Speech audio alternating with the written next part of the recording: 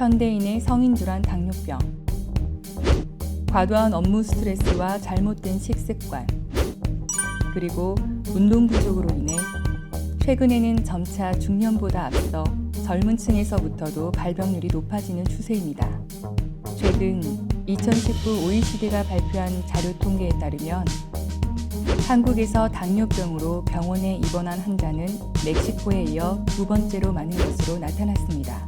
이는 OECD 평균 대비 약 2배에 이르는 수치로 당뇨병으로 인한 전체 사망률 역시 OECD 36개 국가 중 6위를 차지해 관리에 문제가 있다는 지적입니다. 이에 세계투데이에서는 당뇨병의 발병과 그 원인에 대한 치료법 등을 자세히 알아보고자 합니다.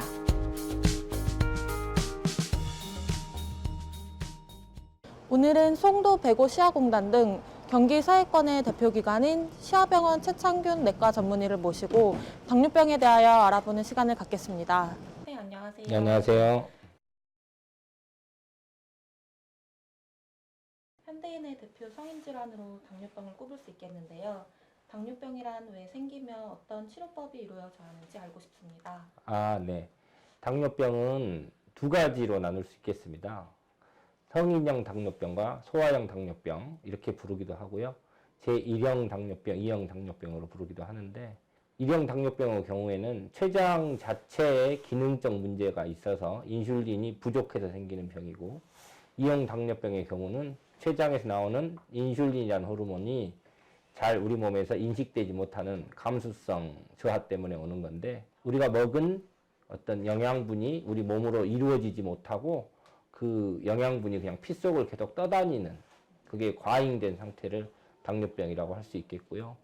그래서 그 치료하는 방법으로는 훨씬 많은 경우를 차지하는 2형 당뇨병의 경우에 보통 식이가 너무 많고 운동이 너무 부족해서 생기는 질환이니만큼 식이요법, 운동요법 그리고 그런 부족한 인슐린의 역할을 보조해주는 약물요법 이런 것들 그리고 이제 꼭 필요한 경우에 아주 제한적인 수술요법 이런 것들이 이루어지고 있습니다. 초기 당뇨 관리는 그럼 약물 복용으로만 하면은 괜찮은 건가요? 이제 아주 초기 이제 저희가 당뇨를 치료할 때 기준점으로 잡는 게 당화혈색소라는 게 있는데 당화혈색소는 3개월간의 평균 혈당을 이야기하는 거예요. 그러니까 3개월 동안 이 환자분의 당이 어느 정도로 조절되는지를 보고 저희가 목표를 6.5로 두거든요. 당화혈색소를. 그래서 당화혈색소가 6.5로 맞춰지고 있거나 그 정도면은 식이요법을 이렇게 하면서 조정을 하는 거고요. 이제 그게 훨씬 넘어서 7.5 이상이 되거나 뭐 이렇게 해서 하면은 약물요법을 쓰게 되는 거고 그 약물도 먹는 약물요법을 쓰다가 그것도 조정이 안 되면 먹는 약물요법과 인슐린요법 같이 쓰는 그런 치료를 하게 됩니다. 그 완치는 가능한 건가요? 당뇨병을 완치를 시켜주겠다고 하는 사람이 있으면 그 사람은 사기꾼일 가능성이 아주 큽니다. 당뇨는 치료하는 병이 아닙니다.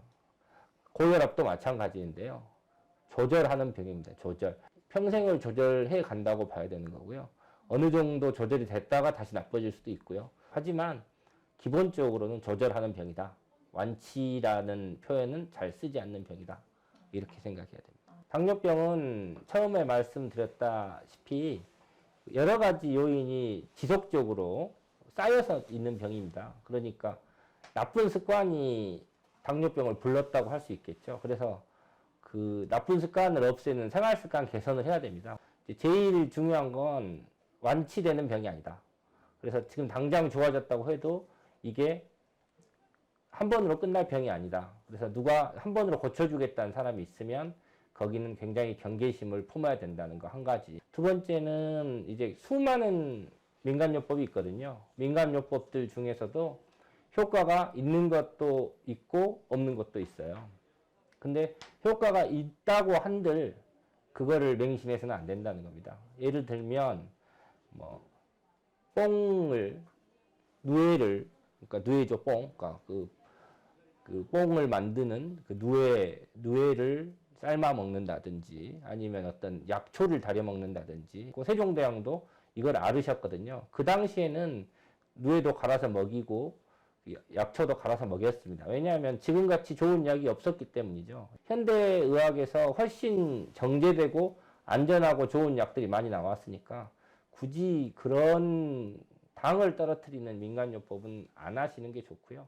그거는 약물에다 맡기시고 오히려 밀가루 또 탄산음료 같이 당분을 갑자기 올릴 수 있는 어떤 그런 것들을 피하고 좀 옛날에 먹던 자연식, 그러니까 뭐 현미라든지 잡곡 같은 걸 많이 드신다든지 식사를 천천히 하신다든지 차를 타고 걷지 않았으면 걷는다든지 좀 아니면은 좀 뛴다든지 해가지고 좀 더 그런 쪽으로 그런 행동적인 민간요법이나 어떤 생활습관 개선은 굉장히 의미가 있지만 어떤 약재로서 당 자체를 떨어뜨리려고 하는 민간요법은 얻는 것보다는 잃는 게 훨씬 많습니다.